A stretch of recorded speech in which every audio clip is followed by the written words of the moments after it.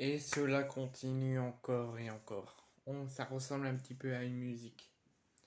Après le scandale discriminatoire et homophobe en France, après le classico PSG-OM, il y avait un autre classico et on part en direction de l'Espagne où il y a eu le classico madrilène, le premier de la saison, comme en France, le premier classico français PSG-OM de la saison. Il y a eu le premier classico espagnol et madrilène entre l'Atlético Madrid et le Real Madrid au Wanda Metropolitano. Dans la globalité, un petit peu de tension, surtout à cause des décisions arbitrales et des fautes entre les joueurs. Un petit peu de tension entre les joueurs, pas de tension sur les bancs. Enfin, un petit peu de tension dans la rencontre tout de même, parce que ça reste tout de même un derby madrilène. Mais dans la globalité, sur le terrain, tout s'est bien passé. L'Atlético Madrid a remporté le premier derby de la saison en gagnant 3 buts à 1. C'est la première surprise que le Real Madrid n'ait pas gagné un derby. Habituellement, c'est eux qui les gagnent. Mais il reste un match retour au Bernabeu. Donc, comme je vous l'ai dit, après, là, c'est le niveau sportif, mais on va parler de l'extra sportif.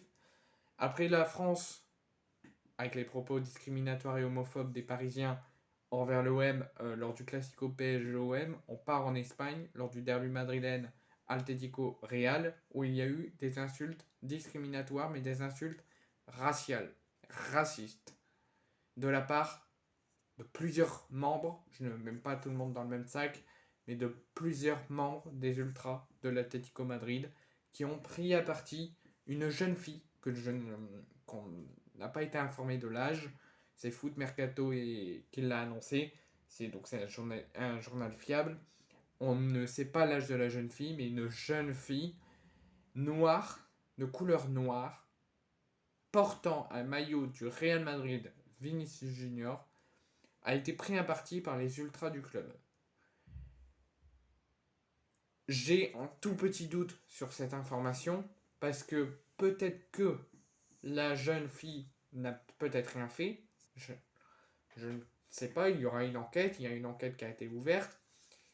Mais si cet incident, c'est que cette personne, cette jeune fille de couleur noire a été prise à partie par des ultras de l'Atlético Madrid parce qu'elle était de couleur noire, je condamne fermement tout acte et toute violence discriminatoire de toute forme, que ce soit homophobe ou racial ou tous les autres.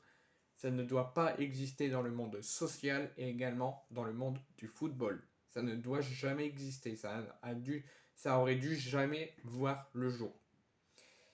Si ce n'était... Parce que là, on parle tout de suite de discrimination et de racial.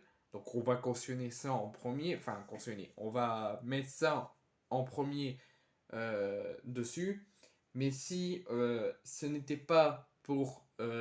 si l'enquête conclut par dire que cet incident n'est pas dû à des insultes raciales discriminatoires et que c'est juste parce que cette jeune fille portait un maillot de l'équipe adverse, le rival adverse, ça ne doit jamais se passer ça non plus.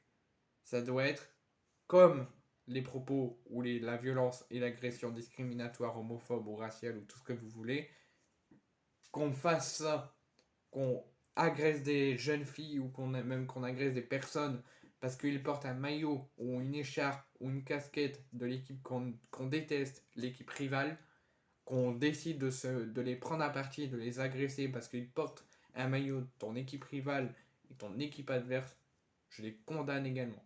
Et j'espère que l'enquête sera concluante, que les auteurs seront traduits vers la justice et se prendront de la perpétuité qui resteront toute leur vie en prison. J'espère que la jeune fille se porte bien, qu'elle a pu recevoir des soins, qu'elle a pu voir le match, qu'elle a pu rentrer chez elle saine et sauve. Et que je répète que ce soit un scandale discriminatoire ou un scandale du fait de la rivalité entre les deux clubs, je condamne ces faits et j'espère qu'ils seront traduits et que l'enquête sera concluante et qu'ils seront traduits devant la justice.